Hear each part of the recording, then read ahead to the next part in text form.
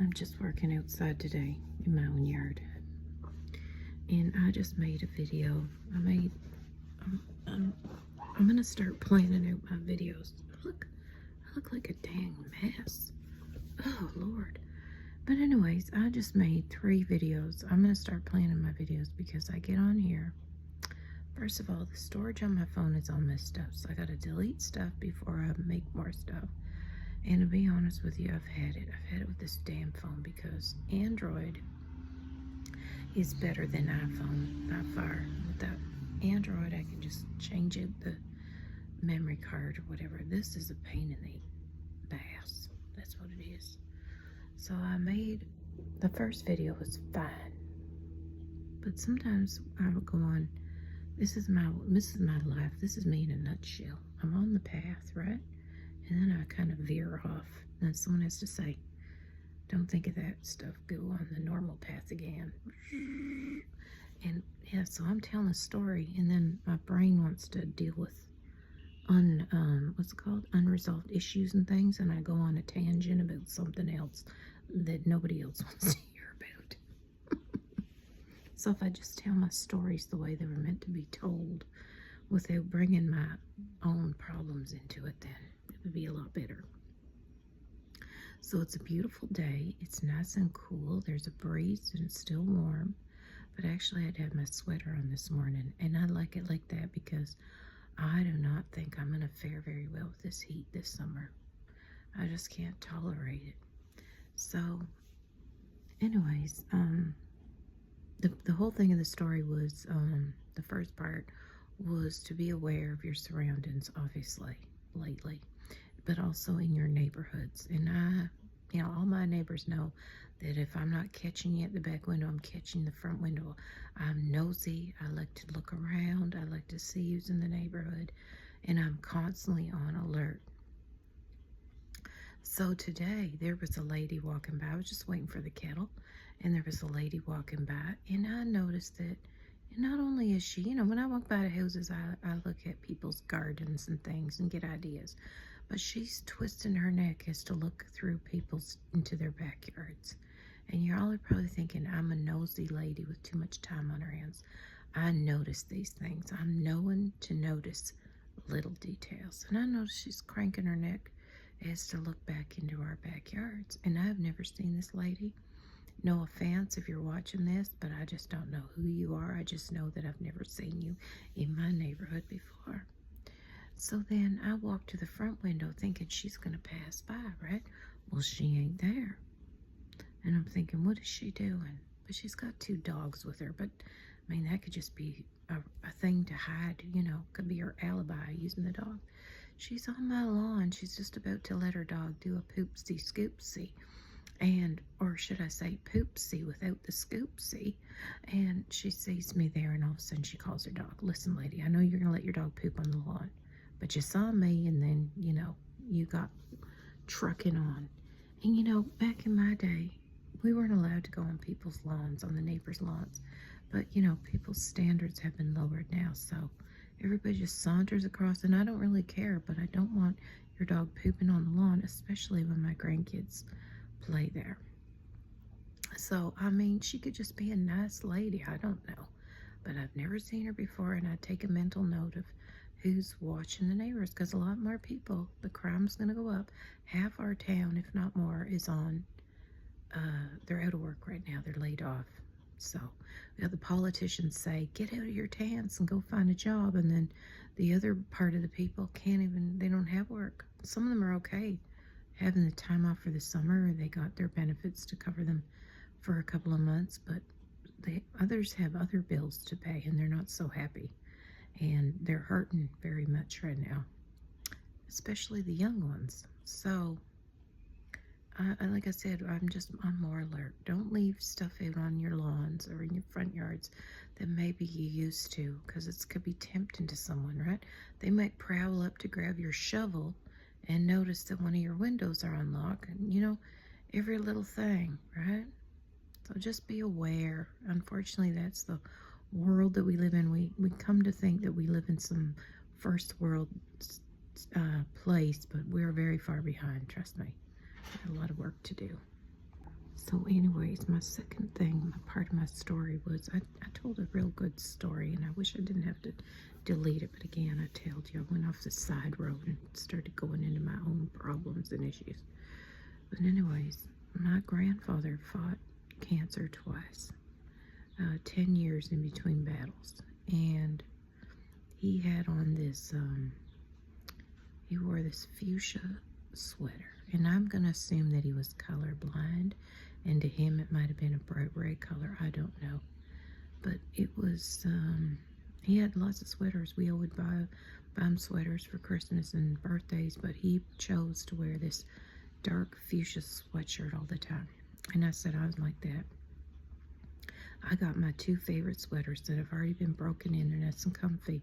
So I kind of know where he was coming from. You want something that you've been worn, it's soft.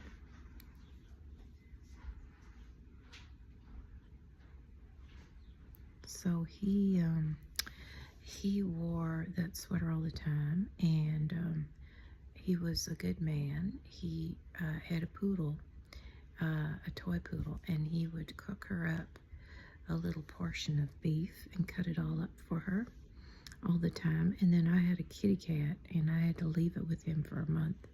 But after the month was up, he wasn't giving the kitty cat back, which was fine. I didn't mind.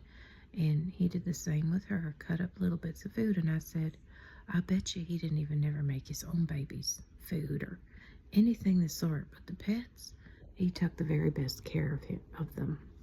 So he came from a town where it was a very, I already told you this before, it was a mining town, and there was a lot of people coming in and out, travelers in and out of that town all of the time. And him and his brother would go to the pool hall, and they would, they had a little bit of a hustle going per se, and they would make a lot of cash. And one night the family, they didn't get to fight nobody or anything like that. They weren't violent, but the family got a call that his brother, my grandfather was a run to the litter. He was a tiny, skinny thing. Looked like a drowned rat, soaking wet. But his brother was huge. He was about 6'5", 300 pounds, if not more. Massive. And he had paws like a bear on him. Big feet. And my grandson has his paws, bear paws. Massive man. So they get a call that his brother has fallen down the bar stairs in the bar and is deceased. Now keep in mind, back in these days, the bar basement was hand dug out. It was just probably a very, maybe I'd say 6, maybe 8 steps at the most, wooden, going down this, to this hand dug out basement. And I have survived falling down a whole flight of stairs. That's another story for another time. So I'm going to guess that he could have survived falling down wooden stairs. But whatever, they come upon him. He had not a penny or in his wallet, no bills, nothing. This back, obviously, when there was no debit machines, he had to carry cash on hand. He had no money. He always was known to carry money on him. So he had been probably robbed, right? And they said that he succumbed to this fall. He didn't have any massive head wound or any, bruising or anything that would suggest that falling down the stairs caused his demise. I think he had bruising. I don't know exactly where the bruising was, but there were a few bruises. But they had assumed that the family assumed that he had been murked. And in a small town like that, the chances of him being murked and swept under the rugs were very high, because there was other things that went on in that town that just got swept under the rug. So, yeah, he should have been at that height and that weight. He should have been fine falling down a little bit of stairs or slipping. But he passed away. So my grandfather, after that, obviously, he didn't want to be in that town anymore. Kind of a dark veil fell over the town, knowing that, someone was around him that probably murked his brother. And in that very same town, one of my family members had a very best friend. And I'm going to do the story later on because I have the newspaper clippings. But anyways, the friend said it was a girl, said she wanted to go to a dance. And my relative said, no, I got to babysit this weekend, but maybe we'll go together next weekend. But don't you go to that dance by yourself. But anyways, what the townspeople didn't know and the authorities and all that stuff know is that my relative's friend had a very abusive boyfriend. And my relative saw the bruises all the time. They talked about it. It was well known. And my relative did not like, the boyfriend. And it was kind of secretive. And my relative also knew that the girl was pregnant at the time. Possibly. There was a bit of a warning, a bit of a, she thought, that she was pregnant. So my relative never told this to anybody. Back then women were told to close their mouths. You're not telling stories. And we don't know who this fellow was related to.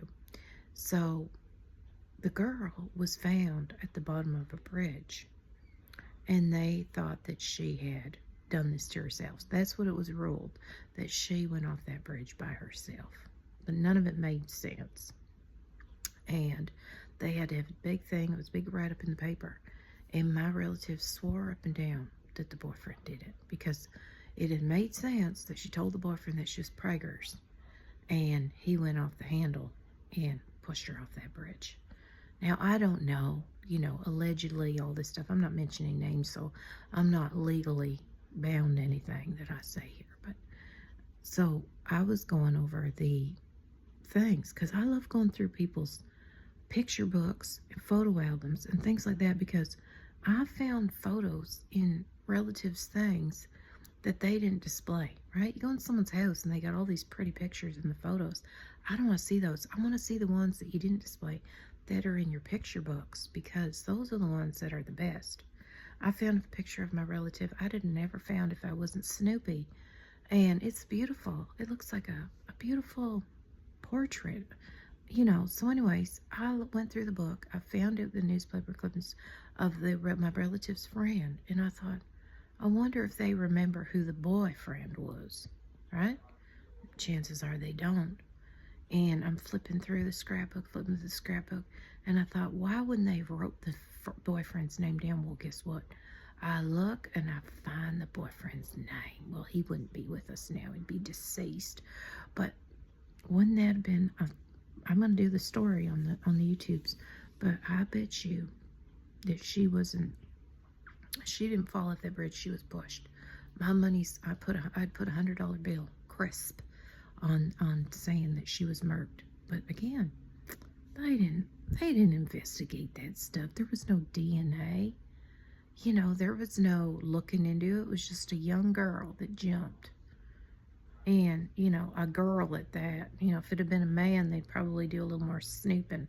But a lady, a damsel in distress.